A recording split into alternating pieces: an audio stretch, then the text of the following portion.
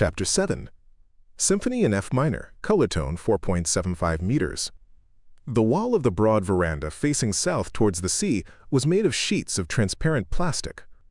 The pale, diffused light from the ceiling complemented rather than rivaled the moonlight, softening its dense black shadows. Almost the whole maritime expedition had gathered on the veranda. Only the very youngest members of the expedition were still frolicking in the moonlit sea.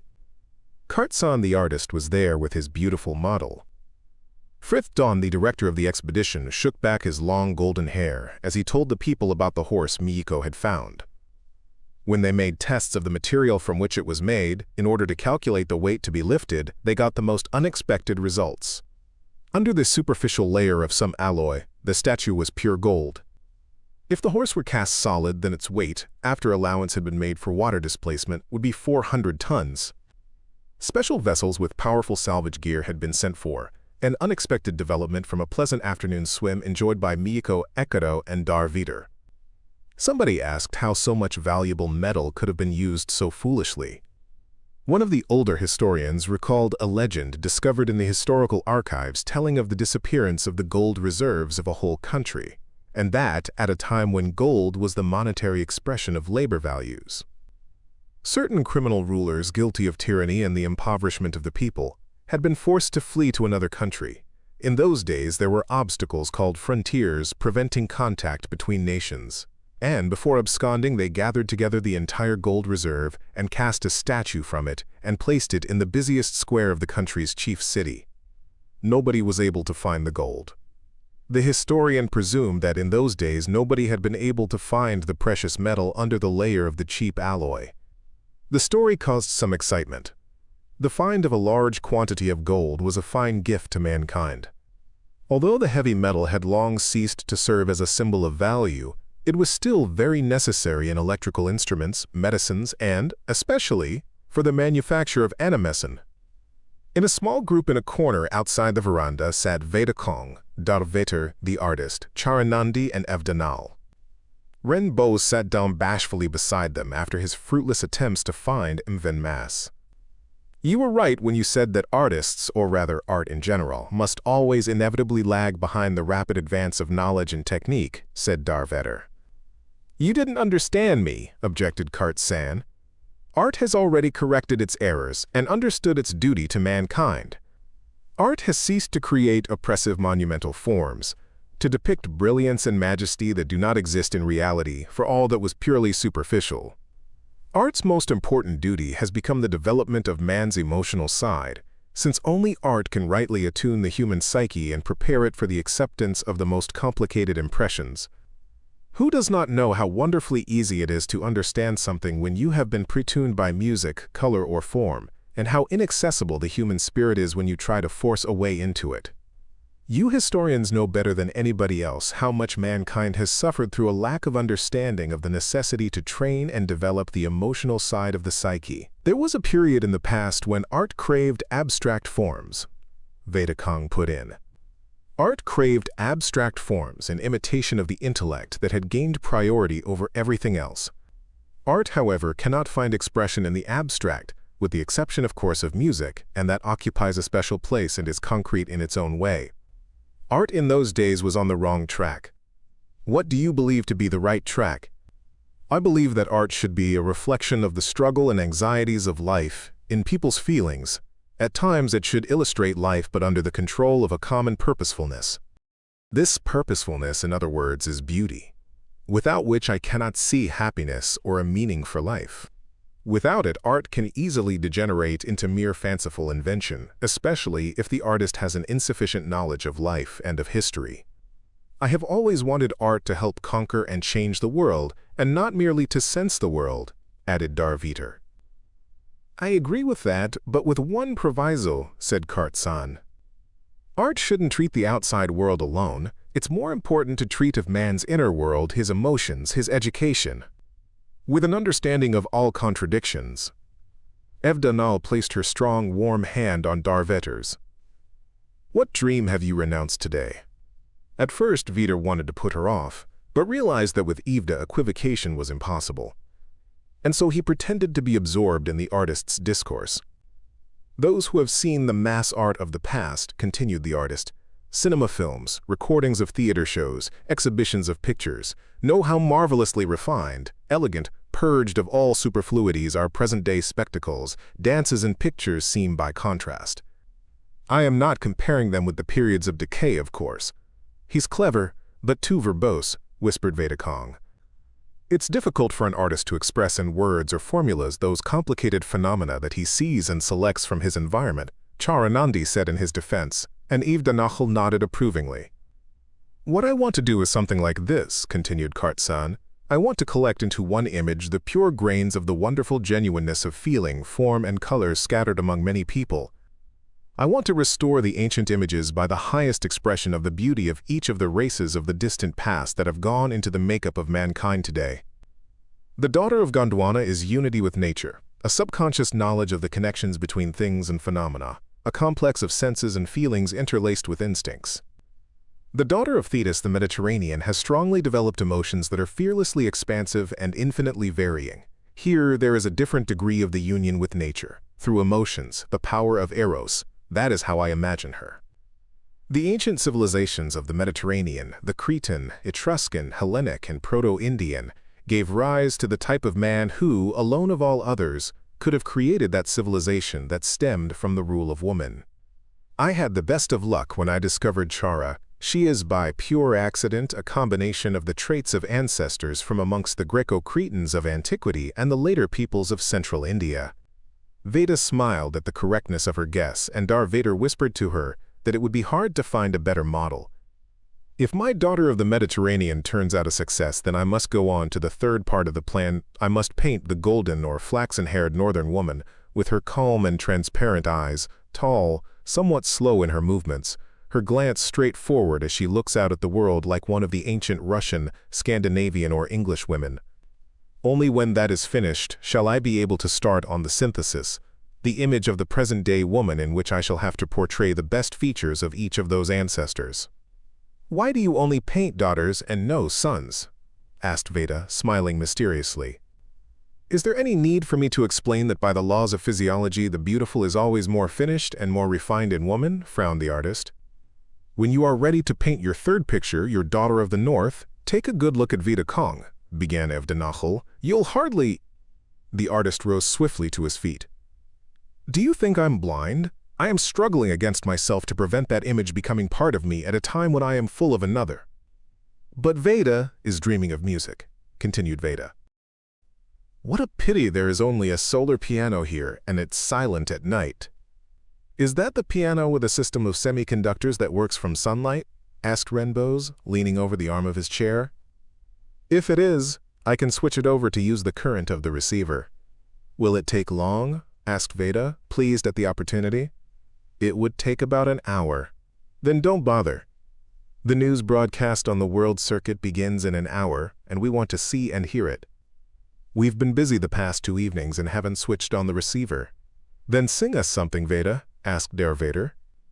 Kartsan has the eternal stringed instrument, the one that dates back to feudal society in the Dark Ages. Guitar, guessed Charanandi. Who'll play? I'll try myself. Perhaps I can manage. I'll play, Charanandi volunteered to go for the guitar. We'll run together, suggested Frithdan. Chara roguishly tossed back her mass of black hair. Shirless pulled a lever moving back the side wall of the veranda, giving them a view of the eastern corner of the bay. Frithdan ran with long strides. Chara ran with her head thrown back and soon fell behind, but in the end they arrived at the studio together, plunged into the unlighted entrance, and a second later reappeared to skim along the edge of the sea, stubborn and swift-footed. Frithdan was the first to reach the veranda, but Chara vaulted over the open side partition and was first in the room.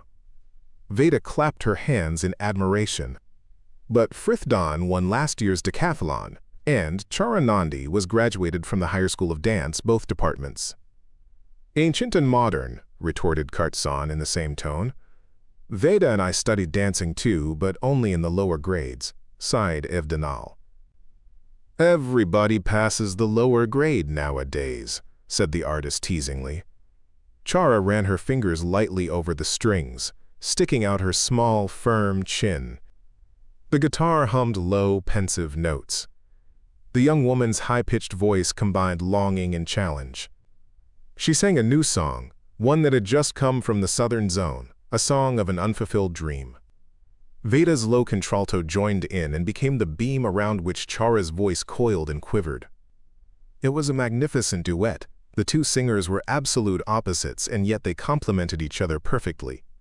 Darveder turned his gaze from one to the other, unable to decide to whom the singing was most becoming. Veda, who stood leaning her elbows on the receiver and her head bowed under the weight of a mass of blonde hair that glittered silver in the moonlight, or Chara, leaning forward with the guitar on her round, bare knees, with a face tanned by the sun in which the white of her teeth and the bluish whites of her eyes stood out in sharp contrast. The song finished, Chara picked idly at the strings. Darveder clenched his teeth. She was strumming the song that had once separated him from Veda, a song that was now painful to her too. She plucked at the strings spasmodically, the chords following each other and dying before they could merge. It was a jerky melody, like the splashes of waves falling on the beach, spreading over the sand for an instant, and then rolling back one after another to the black depths of the sea. Chara was quite unaware of anything. Her clear voice gave life to the words of love that flew out into the icy void of the cosmos from star to star, trying to find, to understand, to feel where he was. He who had gone into the cosmos for the great deed of discovery, he would never return. Let it be so, if only for one moment she could know what was happening to him. Help him with a whispered word, a kind thought, a greeting. Veda remained silent, and Chara felt there was something wrong. She broke off the song, jumped up, tossed the guitar to the artist, and went over to where the fair-haired woman was standing, her head bowed guiltily. Veda smiled. "Dance for me, Chara." The latter nodded obediently, but Frithdan stopped her. "The dances can wait. There's a transmission beginning now." On the roof of the building, a telescopic pipe was put up, on which there were two metal sheets at right angles to each other, surmounted by a circular structure with 8 hemispheres arranged around its circumference. The room was filled with the mighty sounds of the World Information Service. "The discussion of the project introduced by the Academy of Directed Radiation continues," said a man on the screen. "The project provides for the substitution of electronic recording for the linear alphabet. The project is not being universally supported. The chief objection is the intricacy of the reading apparatus. The book will cease to be a friend to accompany men everywhere. Despite all its apparent advantages, the project will probably be rejected." "It's been discussed for a long time," said Renbos. "A big contradiction," answered Darveder. "On the one hand, there is the tempting simplicity of the writing, and on the other, the difficulty of reading." The man on the screen continued. "Yesterday's report is confirmed. Cosmic Expedition number 37 has been heard from. They are returning." Darveder was staggered by the strength of his own contrasting emotions. Out of the corner of his eye, he saw Vedakong slowly rise to her feet, her eyes opening wider and wider. With the keen ears of a lover, Darveder caught the sound of her spasmodic breathing. Quote, ... From the direction of square 401, the ship has just come out of the negative field at 1/100th of a parsec from Neptune's orbit. The expedition has been delayed through an encounter with a black sun. There have been no losses of life. The speed of the ship, said the newsreader in conclusion, is about 5/6 of the absolute unit. The expedition is expected at Triton in 11 days. Listen for reports of their marvelous discoveries, the broadcast continued. There were other items of news, but nobody listened to them anymore. They crowded round Veda, congratulating her. She smiled, her cheeks were burning, but there was anxiety hidden deep down in her eyes. Darveder also approached. Veda felt the firm pressure of his hand and met his eyes, direct and sincere. Not for a long time had he looked at her like that, and she understood the sadness of his former attitude towards her, and she realized that at that moment he read something else in her face besides joy. Darveder slowly released her hand, smiled in a way all his own, inimitably open and frank, and walked away. Her companions from the expedition were excitedly discussing the news. Veda remained inside the circle of people but watched Darveder out of the corner of her eye. She saw Yves Danal go up to him, and a moment later they were joined by Renbos. "We must find M. Van Mass. He still doesn't know the news. exclaimed Dervater as though he had suddenly remembered. "Come along with me, Evda. And what about you, Ren?" "I'll come too," said Charanandi as she came up. "May I?" They went down towards the gently lapping waves. Darvader stopped, turned his face to the cool breeze and sighed deeply. Turning round, he met Evdanal's eyes. "I'm going away without returning to the house," he said in answer to her unasked question. Evda took him by the arm. For some time they walked on in silence. "I've been thinking—" "Must you?" whispered Evda. "But I suppose you must. I suppose you're right." "If Veda—" Evda stopped, but Darvader squeezed her hand understandingly and pressed it to his cheek. Ren Bose followed on their heels, carefully edging away from Chara who, with a slightly mocking smile, ogled him with her big eyes and swayed her body exaggeratedly as she walked with long steps beside him. Evda laughed a scarcely audible laugh and suddenly offered the physicist her free arm. Ren Bose seized it with a predatory movement that seemed funny in that bashful fellow. "Where are we to look for your friend?" asked Chara, stopping at the edge of the water. Darvader looked round in the bright moonlight and saw fresh footprints on the strip of wet sand. They were made at exactly the same intervals, and the soles were turned outward symmetrically, with such precision that the footprints seemed to be the work of a machine. "He went that way," said Darvader, pointing towards some big boulders. "Yes, those are his footprints," confirmed Evdanal. "Why are you so sure?" asked Chara doubtfully. "Look at the regularity of the paces. That's how primitive hunters walked. Or those who have inherited their traits. It seems to me that Maven, despite all his learning, is closer to nature than any of us. Although, I don't know about you, Chara." Evda turned to the girl who was pondering over something. "Me? Oh no!" She pointed forward and exclaimed, "There he is!" The huge figure of the African, shining like polished black marble in the moonlight, appeared on the nearest boulder. Mevinmas was shaking his fists energetically, as though he were threatening somebody. The powerful muscles of his mighty body rose and fell and rolled beneath his gleaming skin. "He's like the spirit of the night from the children's tales," whispered Chara excitedly. Mevinmas noticed the people approaching him, jumped down from his rock, and soon appeared before them with his clothes on. In a few words, Darvater explained what had happened, and Mevinmas expressed a desire to see Veda Kong. "Go over there with Chara," said Evda, "and we'll stay down here for a little while." Darvater made a gesture of farewell and saw by Mevin's face that he had understood. A burst of something like childishness egged Mvin on to whisper words of farewell that had long since gone out of usage. Darvater was touched by this gesture and walked away, deep in thought, accompanied by the silent Evda. Ren Bose hesitated for a while in some confusion, and then followed behind Mevinmas and Chara. Darvater and Evda walked down as far as the cape that protected the bay from the open sea.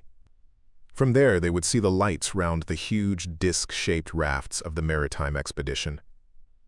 Darvater pushed a transparent plastic boat off the sand and stood by the water in front of Evda, even more massive and powerful than Mevinmas. Evda stretched up on tiptoes to give her friend a parting kiss. "Vader, I'll be with Veda," she said, as though answering his thoughts. "We'll go back to our zone together, and there we'll await your arrival. Let me know where you fix yourself up. I'll always be glad to help you." For a long time Evda followed the boat with her eyes as it crossed the silvery sea. Darvater went as far as the second raft, where the mechanics were still working in a hurry to set up the accumulators. In response to Vader's request, they lit 3 green lights in the form of a triangle. An hour and a half later, the first helicopter that came that way hung over the raft, the roar of its engines rumbling over the sleepy sea. Darvater entered the lift it lowered. For a second, he could be seen against the illuminated bottom of the aircraft and then disappeared through the hatch. By morning, he reached his permanent abode near the Council Observatory, which he had not had time to change for another. Darvater opened the air taps in both his rooms, and in a few minutes all dust had vanished. He pulled his bed out of the wall, and, tuning his bedroom in to the smell and sounds of the sea that he had lately become accustomed to, was soon sound asleep. He awoke with a sensation that the beauty of the world had been lost. Veda was far away and would remain far away, now until... But he must help her and not complicate matters. In his bathroom, a whirling column of cold, electrified water burst upon him. Der Vetter stood under the column of water so long that he began to shiver. Feeling refreshed, he went to the televisophone, opened its mirror doors, and called up the nearest registrar of vacancies. The face of the registrar, a young man, appeared on the screen. He knew Der Vetter and greeted him with a scarcely perceptible shade of respect that was considered the hallmark of politeness. "I want to get some hard and lengthy job, with tough physical labor," said Der Vetter. "Something like the Antarctic mines. All the jobs there are taken," answered the registrar, in tones of sincere regret. "All the miners' jobs on Venus, Mars, and even Mercury have been filled too. You know that the young people are always anxious to go where the work is hardest. That's true, but I can no longer place myself in that fine category. What is there now? I want a job immediately." "There are the diamond workings in central Siberia," began the registrar slowly, glancing at a list that Der Vetter could not see. "That is, if you want mine work. Then there are some jobs on the rafts of the oceanic food packing plants, at the solar pumping station in Tibet, but that's easy work. There are some other places, but nothing particularly hard." Der Vetter thanked him and asked for some time to think things over, and asked him to keep the place open in the diamond workings. He switched off the registrar of vacancies and tuned in to Siberia House, the Center for Geographical Information concerning that country. His televisophone was switched on to a memory machine that showed him the latest records, and he saw pictures of extensive forests go floating past him. The boggy, scanty larch forests growing on permafrost that had once occupied the region were gone forever, giving place to such giants as Siberian cedars and American sequoias, trees that had formerly been in danger of extinction. Their gigantic red trunks made a magnificent fence round hills covered with ferroconcrete caps. Steel tubes, 30 feet in diameter, crawled from under the caps and curved over ridges to the nearest rivers that they sucked entirely into their huge scoops. Monstrously huge pumps roared dully. Billions of gallons of water were driven into the volcanic chimneys where the diamonds were found. The water whirled and raged as it washed the clay away and then found its way out again, leaving behind tons of diamonds on the grids of the washing chambers. In long, well-lit buildings, people were watching the dials of the sorting machines. The brilliant stones were sifted like grain through the calibrated holes of a screen into boxes.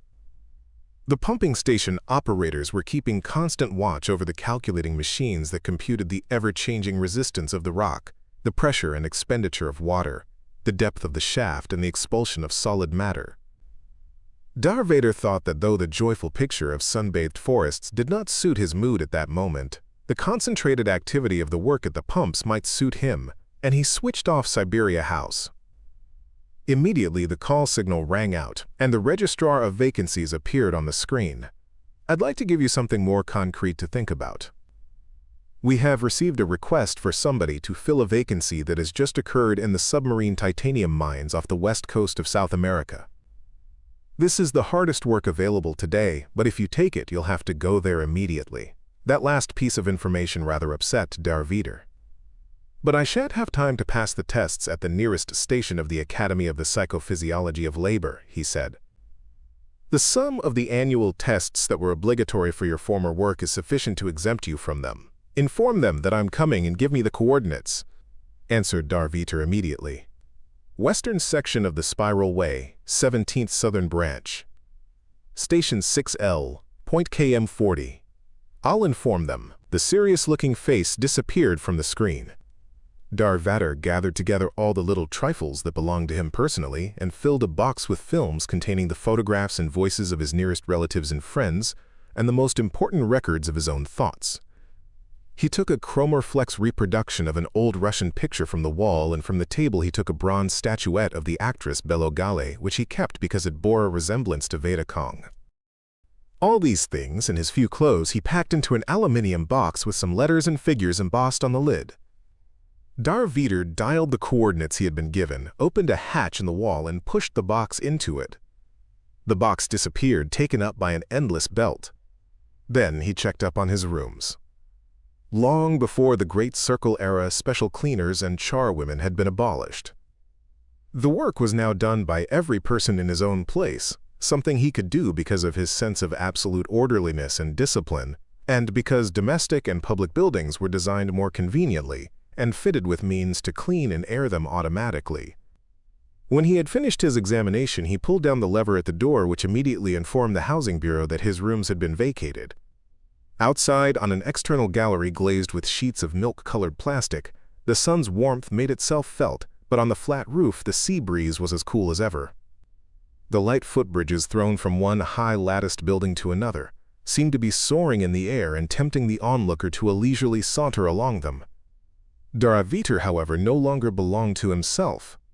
Through the tubular tunnel of the automatic descent, he made his way to the underground electromagnetic mail tunnel, and a tiny truck took him with switchback-like movements to the spiral way station. Daravitar did not travel north, to the Bering Straits, where he could get on the intercontinental arch of the spiral way.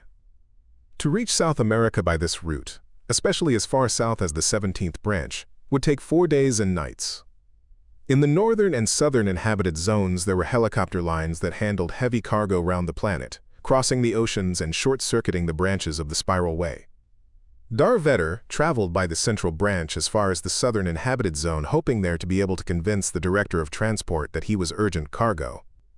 Apart from saving 30 hours by going this way, he would be able to see Dis Ken, the son of Grom Orm, president of the Astronautical Council, who had selected him as his mentor.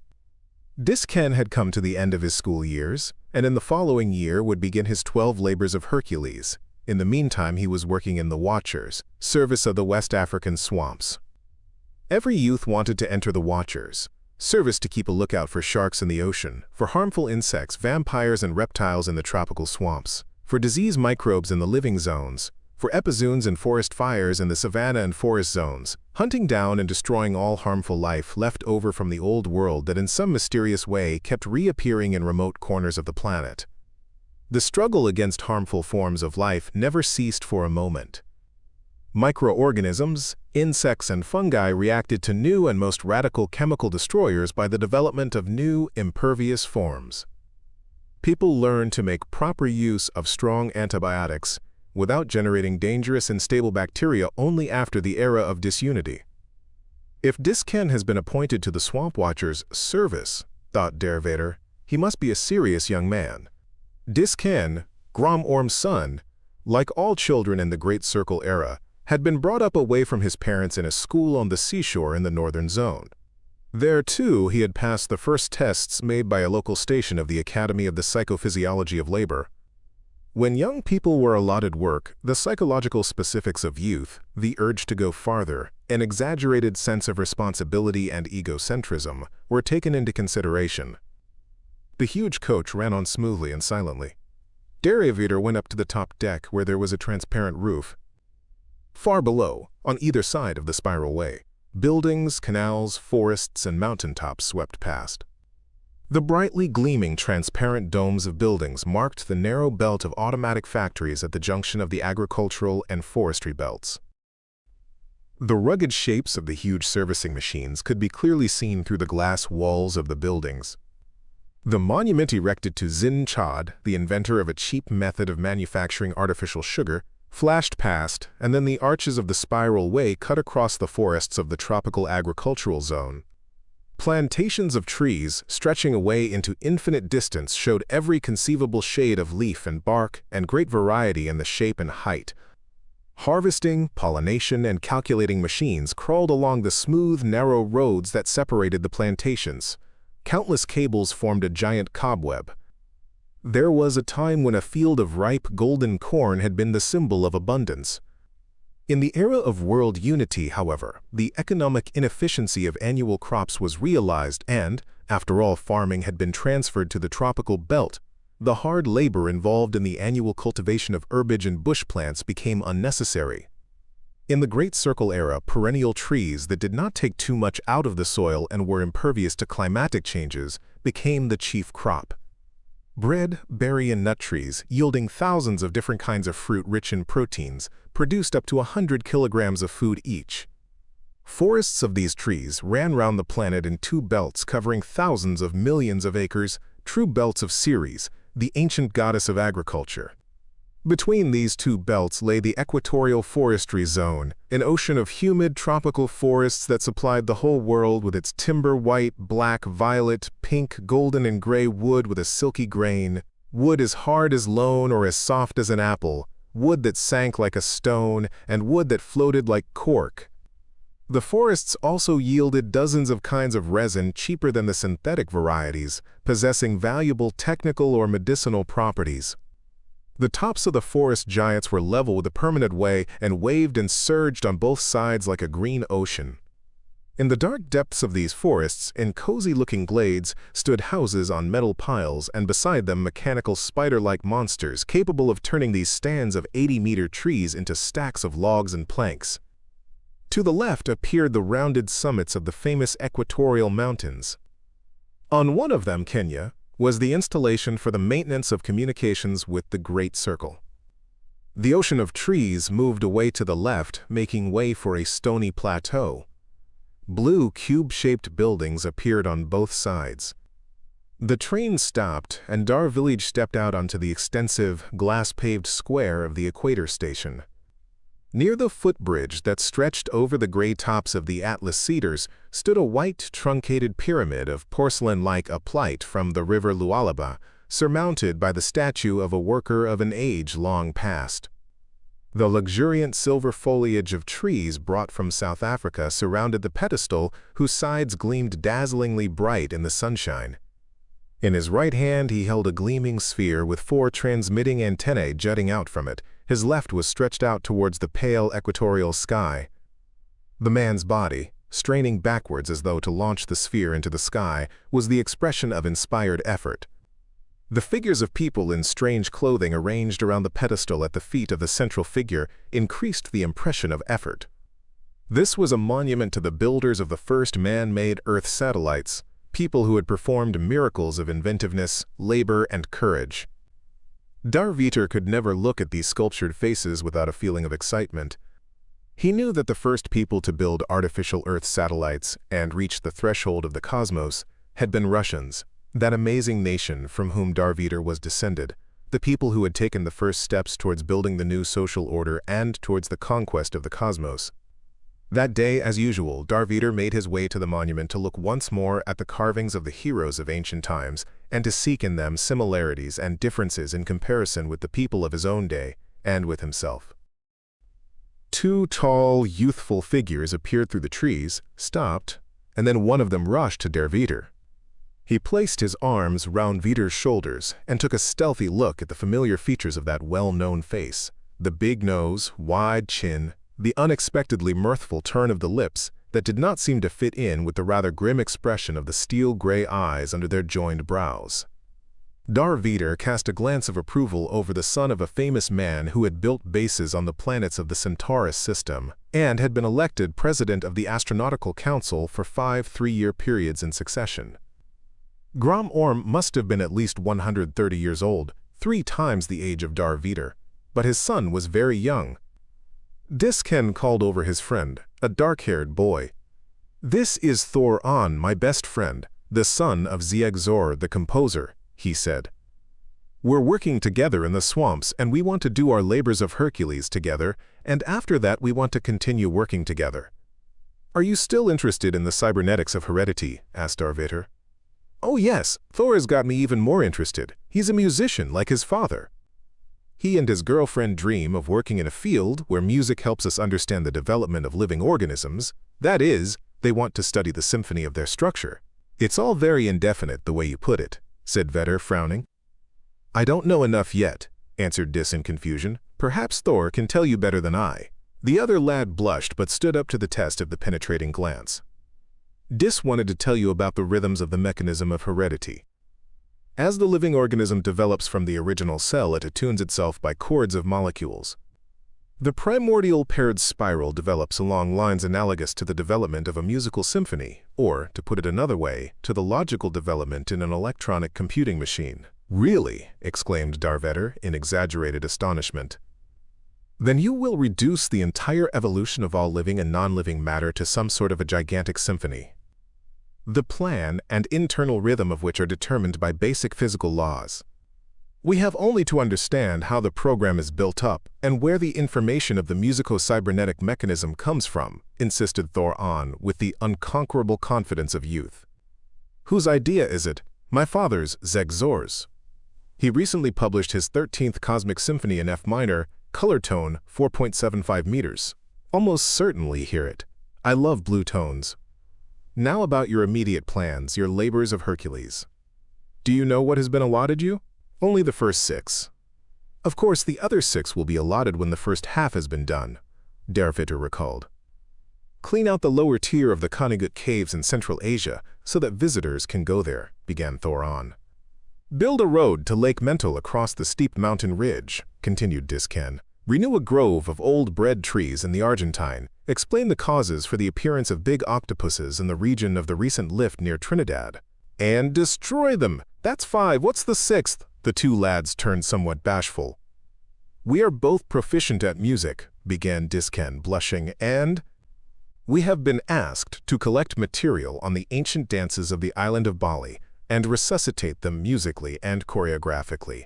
By that do you mean select girls to dance them and form a troupe? Laughed Der Witter. Yes, admitted Thor-On unwillingly. An interesting job. But that's a group job, like the road to the lake, isn't it? Yes, we've got a good group. Only they want you to be their mentor too.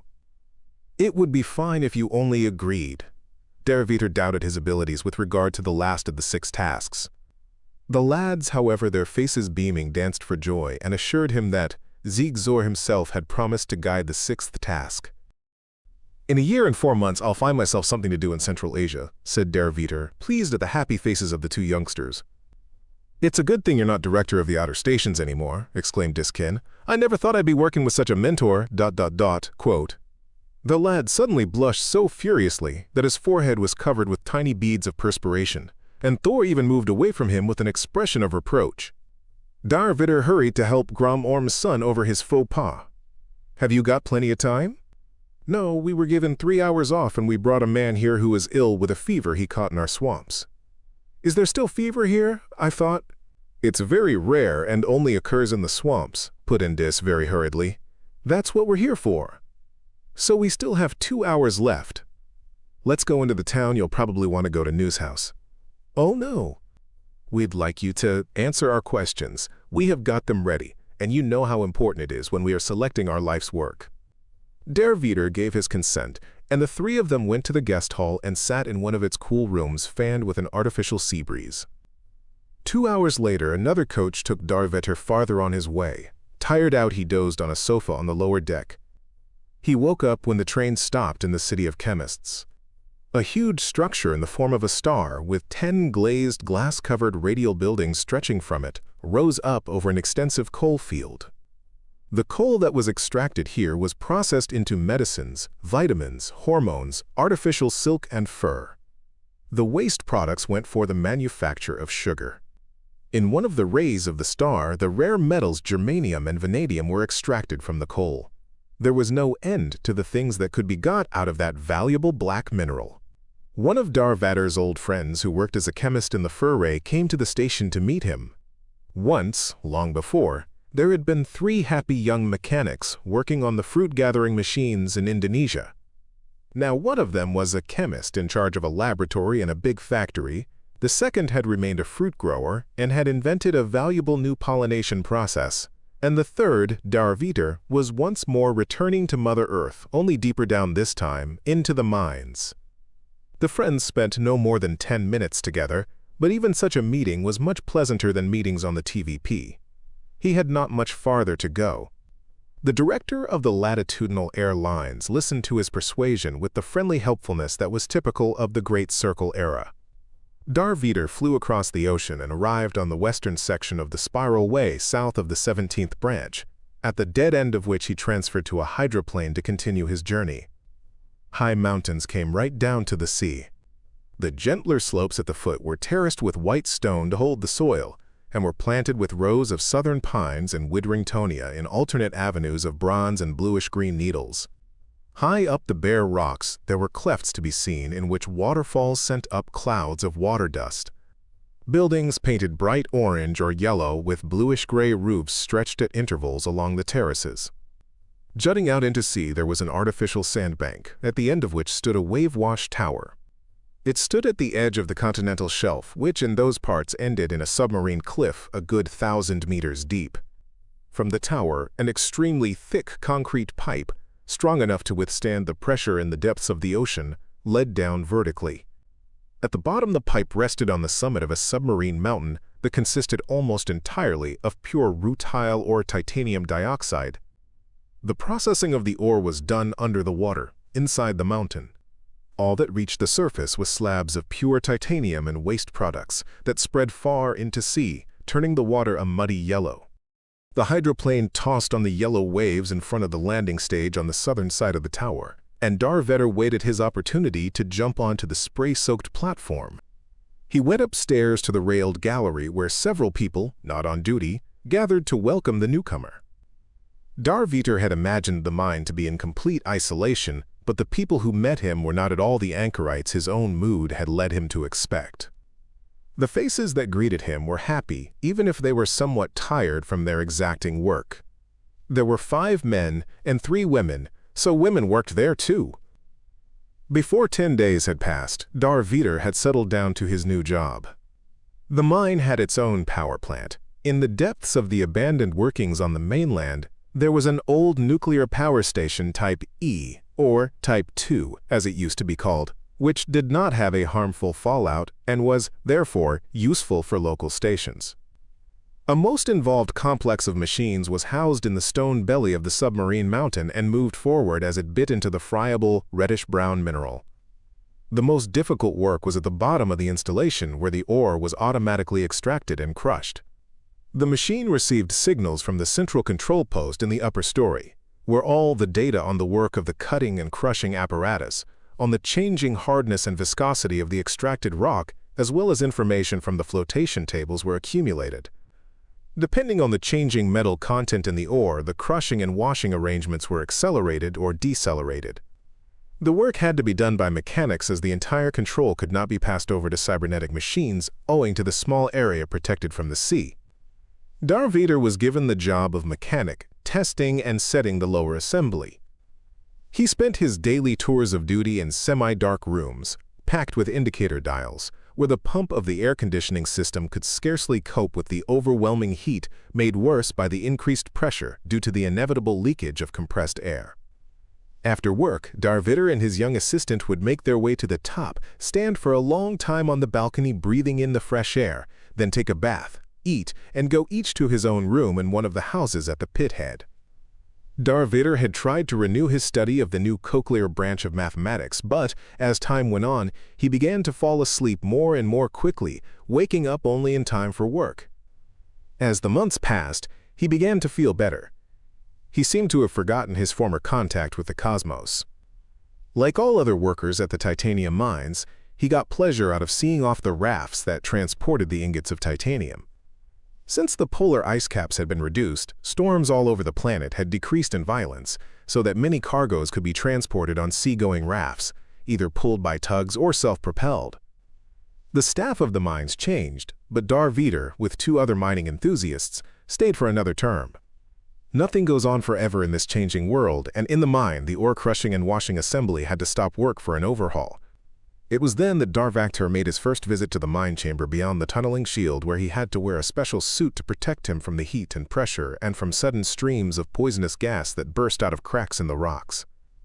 The brilliantly illuminated brown rutile walls gleamed with a special diamond-like luster of their own and gave off flashing red lights like the infuriated glower of eyes hidden in the mineral. It was exceptionally quiet in the chamber. The hydroelectric spark rock drill and the huge discs radiating ultra-short waves stood motionless for the first time in many months. Geophysicists who had only just arrived were busy under the shield setting up their instruments, so as to take advantage of the stoppage to check the contours of the mineral deposit. On the surface it was autumn, a period of calm, hot days in the south. Darvetter went up into the mountains and felt very strongly the loneliness of those masses of stone that had stood poised between sea and sky for thousands of years. The dry grass rustled, and from down below came the faint sounds of the surf beating against the shore. His tired body asked for rest, but his brain grasped hungrily at impressions of the world that came fresh to him after long, arduous labor underground. The former director of the outer stations, breathing deeply the odor of heated rocks and desert grasses, recalled the little island in a distant sea where the golden horse had been hidden.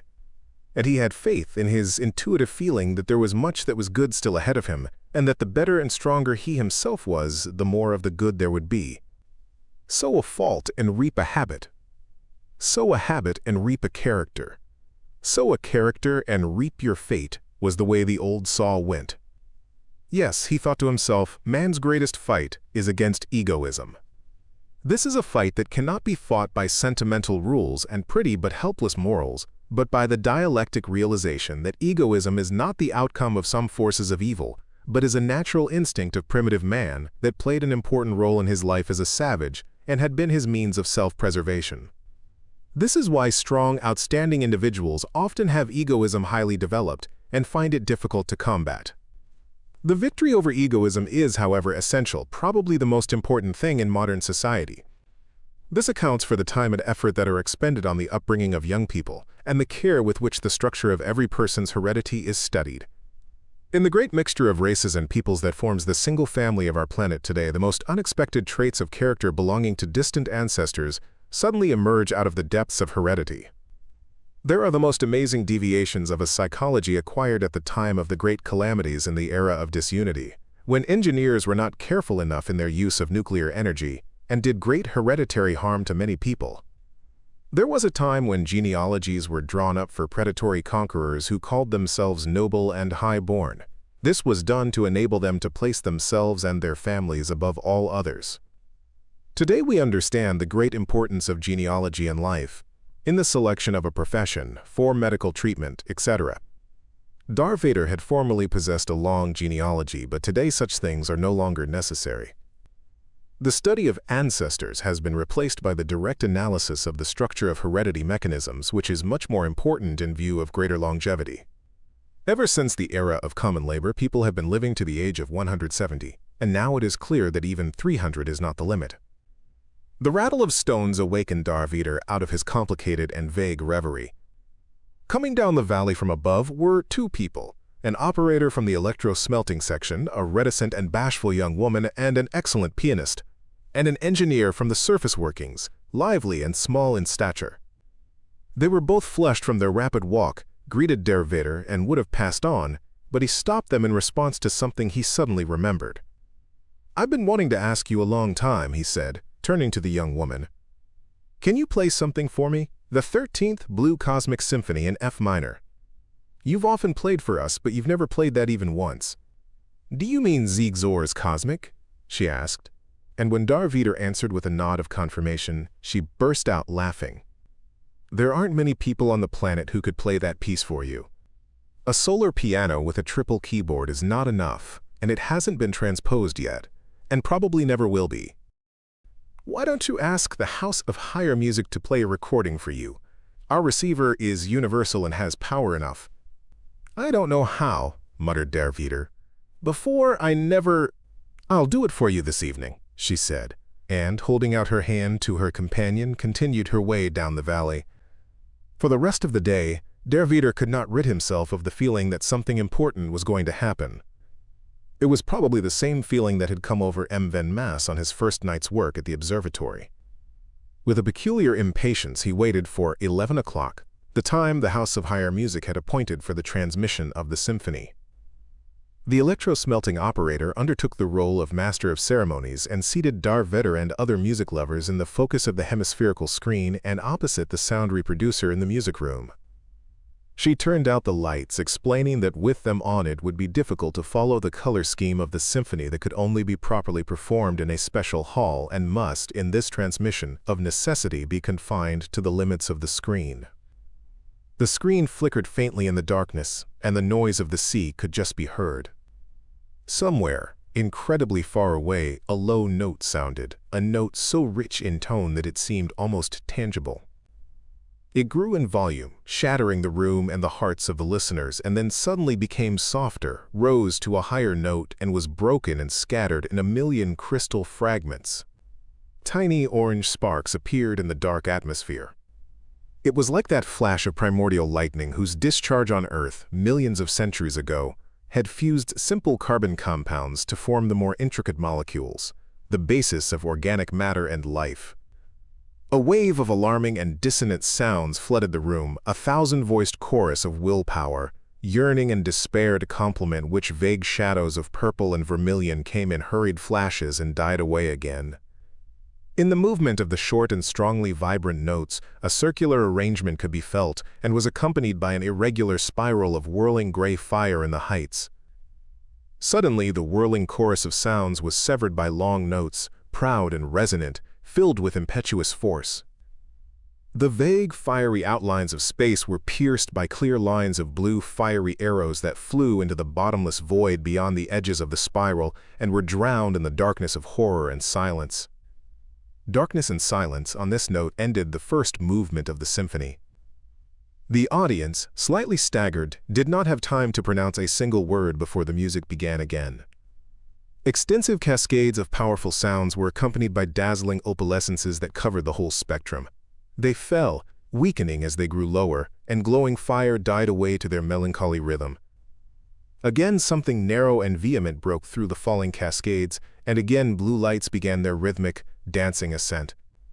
Astounded, Darvider caught in the blue sounds and urged towards ever more complicated rhythms and forms, and thought that the primitive struggle of life against entropy could not be better expressed.